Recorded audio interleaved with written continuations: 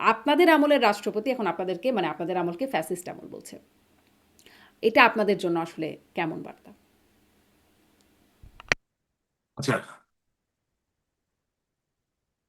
বঙ্গবন্ধু কন্যা জননেত্রী শেখ হাসিনা দিল্লিতে চলে যাওয়ার পরে তিনটা ফাংশনাল সাংবিধানিক পদ ছিল। মহামান্য রাষ্ট্রপতি জনাব শাহাবুদ্দিন, মাননীয় স্পিকার শিরিন শারমিন এবং ডেপুটি স্পিকার জনাব শামসুল টুকু। শামসুল হক টুকু সাহেব। ঠিক আছে, এখন আমি প্রথমেই বলি, জনাব শাহাবুদ্দিন এবং শিরিন শারমিন চৌধুরী দুজনকে আমি বলে দিলাম ইন্না লিল্লাহি ওয়া ইন্না ইলাইহি রাজিউন। বুঝলেন? এখন আপনি প্রশ্ন করতে পারেন যে কেন? রাজনৈতিক ব্যক্তি যখন রাজনৈতিক কাজে আসে না, তখন তার ইন্না লিল্লাহি ওয়া ইন্না ইলাইহি রাজিউন বলা ছাড়া আর কিছু থাকে না।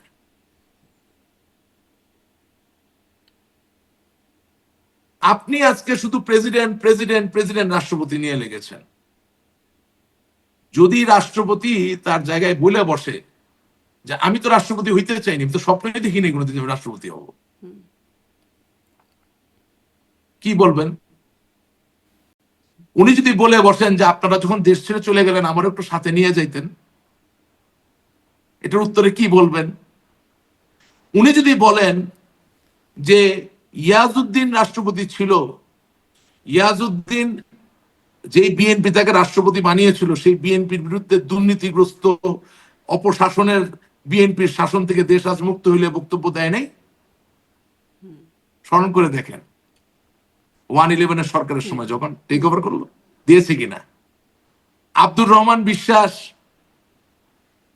বিএনপির রাষ্ট্রপতি যখন 96 সালে আওয়ামী লীগ সরকার গঠন করলো, তখন আওয়ামী লীগকে অভিনন্দন জানিয়ে বক্তব্য দেন নাই?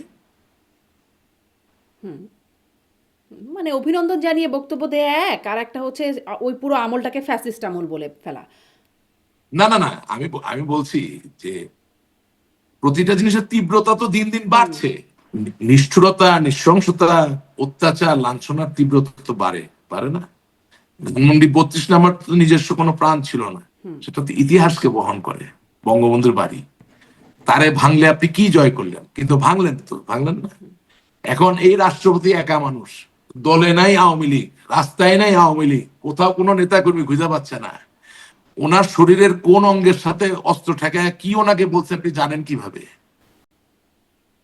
উনি যে বাংলাদেশ জিন্দাবাদ বইলা মানে টিকে গেছে, উনি তো দোয়া মানে করতেছে আপনি আল্লাহর মনে কাছে, করছেন যে আল্লাহ তিনি বাঁচাইতো। অস্ত্রের মুখে বাংলাদেশ জিন্দাবাদ বলেছেন?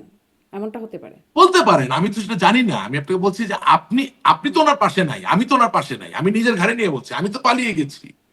আমি পালানোর সময় তো বলি নাই যে মহামান্য রাষ্ট্রপতি আপনি আমার সাথে আসেন।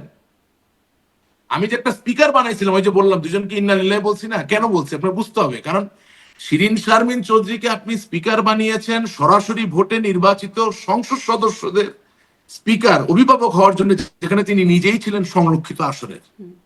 তাহলে নিশ্চয়ই কোনো কারণে বানিয়েছেন। স্পিকার হবে কে? যে সংকটকে মোকাবেলা করতে পারে। নোয়াখালী তার বাড়ি, সেখান থেকে নিয়ে রংপুরের মানুষের ওখানে আপনি আর কোনো নেতা পান নাই, পীরগঞ্জ থেকে ওনাকে এমপি বানিয়ে দিচ্ছেন, ভালো কথা। তাহলে সংকট যখন আসলো, উনি যদি 2রা সেপ্টেম্বর 2024 রিজাইন করতে পারেন, ডেইলি স্টারে নিউজ আছে, প্রথম আলো নিউজ জানেন, তাইলে রাষ্ট্রপতি কি দোষ করলো? সংবিধান কি শুধু একজনের দায়িত্ব মেনটেন করা? বরঞ্চ যারা আপনি ডেপুটি স্পিকার হিসেবে রাখছেন তাকে তো মাইক থাপ্পড় সব দেওয়া হয়েছে, কিন্তু সে রিজাইন করে নাই। তাকে হাজার অত্যাচার করার পরে সে রিজাইন করেনি। তার মানে কি? তার মানে আমি আপনার এই অনুষ্ঠানের মধ্যে বলতে চাচ্ছি যে পলিটিক্যালি প্রুভেন সোল ছাড়া যাদেরকে আপনি সংবিধান রক্ষা করার দায়িত্ব নাকি দিবেন এরকম তারা যাকে কি? রিজাইন করতে বলা হয়েছে তিনি রিজাইন করেছেন, যাকে আসলে সেরকম চাপ দেওয়া হয়নি তিনি করেন নাই, বিষয়টা কি এরকম নাকি? নো নো নো, মারাত্মক রকম মানে অত্যাচার সাবেক করা হয়েছে। প্রধানমন্ত্রীও তো শামসুল রিজাইন হক না করে চলে গেছেন বলে দাবি নো করেন। নো, শামসুল হক টুকুর মারাত্মক চাপ দেওয়া হয়েছে, সে তো রিজাইন করে নাই। আপনি তো ধরতেই পারেন। আমি বলছি পলিটিক্যালি প্রুভেন যারা, রাজনৈতিক ভাবে যিনি প্রমাণিত, তারে আপনি যে জায়গা মতো রাখেন, সে তো ক্রাইসিসে ভাঙবে না, সে আপনার ফাইট করবে। আপনি 17 বছরে উল্টা পাল্টা লোক আমরা বসাইছি। আপনারা জানেন শিরিন শারমিন চৌধুরী কোথায়? মানে সংসদের প্রথম অধিবেশনে তারেক রহমান বলছেন যে না, উনি স্পিকার, রিজাইন ডেপুটি করে ভালো স্পিকার আছেন, উনি তারা রিজাইন করে ভালো আছেন। নিখোঁজ।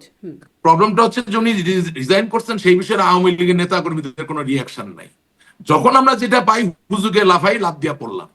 আরে রাষ্ট্রপতি নিয়ে লাফাইতেছেন, আজকে যদি সংসদের স্পিকার বইলা বসতো আমি রিজাইন করবো না, তাহলে কি দাঁড়াইতো জিনিসটা আপনি মনে করেন? রাষ্ট্রপতি কি আছে? ওর কিছুই নাই, কোনো ক্ষমতাই নাই তার সাংবিধানিক, হি হ্যাজ নাথিং। আমার কথা হচ্ছে আমি কারো পক্ষে না বিপক্ষে না, আমার কথা হচ্ছে আপনি একটা জিনিস জানবেন, সেনাবাহিনীর অনেকে আবার আপনার এখানে আসে সাবেক, জিজ্ঞেস করবেন, সেনাবাহিনী বা পুলিশের কাউকে কখনো এককভাবে অস্ত্র ক্যারি করতে দেওয়া হয় না, বা কোনো অপারেশনে এককভাবে পাঠানো হয় না। কেন? It's a question of formation. তার মানে হলো যে আপনি একা যেমন অস্ত্র চালাবেন, ঠিক একইভাবে অস্ত্র রক্ষাও করতে হবে, কারণ আপনার অস্ত্র কেড়ে নিয়ে যদি আপনার উপর উল্টা চালায় তাহলে তো লাভ হলো না। তার মানে পৃথিবীর সব জায়গায় শক্তিটা আসে একটা ফরমেশন থেকে, এই জন্য শব্দ দল বা টিম এটা ঐতিহাসিক ভাবে এসেছে। তো সাংবিধানিক পদে যারা আছেন তারা তো একটা গ্রুপে অন্তর্গত, তারা একটা নিবিড় সম্পর্ক স্থাপন করে একসাথে কাজ করার কথা। এই সাংবিধানিক পদধারী ব্যক্তিরা প্রধানমন্ত্রী চলে যাওয়ার পরে কি হবে সংবিধানে তো লেখা নাই। সেই সময় তারা যদি আগেই একজন রিজাইন করে ফেলে, তাহলে আরেকজনের কাছ থেকে কি আশা করতেছেন আপনি? আমি পদ দিতে পারি বললেই পদ দিলাম। হ্যাঁ, আমি গ্রামাঞ্চল থেকে এখন তো বেশি স্পেসিফিক বলা যাবে না, হ্যাঁ, উঠাই নিয়ে আসলাম, কি বলে, হাঁটুতে পড়া লুঙ্গি পরা ছেলে একটাকে এনে রাত্রেবেলা ওয়াইন খাওয়া শিখাই দিলাম, 1000 কোটি টাকা বানানো শিখাই দিলাম। Is this a political solution? এটা তো হয়েছে। আপনি শাহাবুদ্দিন সাহেবের কথা বলতেছেন, আপনি এই যে এই পরিস্থিতির কথা বলতেছেন, দেখেন কতগুলা রিয়েলিটি আপনাকে মাইনে নিতে হবে। কিং চার্লস, যার মস্তক অলিভার ক্রমওয়েল ফেলে দিয়েছিলেন, এবং যাকে বলা হয় সমসাময়িক কালের গণতন্ত্রের পিতা, লর্ড অলিভার ক্রমওয়েল, আপনি হয়তো তার মূর্তি দেখেছেন ওয়েস্টমিনিস্টার অ্যাবির পাশে। হ্যাঁ, সে যে কিং চার্লসের এগেনস্টে গৃহযুদ্ধ পরিচালনা করলো, নেতৃত্ব দিল, তো যখন তার জয় জয়কার, তখন তারা পিছনে পড়লো কারা বলেন? তখন রাজার যারা লয়ালিস্ট, যারা আজকে কনজারভেটিভ পার্টির সদস্য, তারা যারা আজকে কনজারভেটিভ পার্টি হিসেবে পরিচিত, তারা। তার মানে কি? তার মানে হচ্ছে গণ অভ্যুত্থান হতেই পারে, রেভলিউশন হতেই পারে, সাময়িকভাবে আপনি যদি পিছনে পড়েও যান, কিন্তু আপনার আগামীর রাজনীতি যদি ঠিক থাকে, আপনি এক সময় না এক সময় ঘুরে দাঁড়াবেন। কিন্তু আপনাকে ওই গণ অভ্যুত্থান বা ওই আন্দোলন কেন হয়েছিল সেটা উপলব্ধিতে নিতে হবে। দেখেন, সেনা প্রধান আপনার ছিল, বিমান বাহিনী প্রধান আপনার ছিল, নৌবাহিনী প্রধান আপনার ছিল, রাষ্ট্রপতি শাহাবুদ্দিন আপনার ছিল, স্পিকার শিরিন শারমিন আপনার ছিল। আরে বাপরে বাপ, কোনটা আপনার ছিল না? অথচ আপনি এখনো বলতেছেন চক্রান্ত, ষড়যন্ত্র, চক্রান্ত। তো এর থেকে বেশি সুবিধার খেলার সুযোগ আপনারা কে দেয় দুনিয়ায়?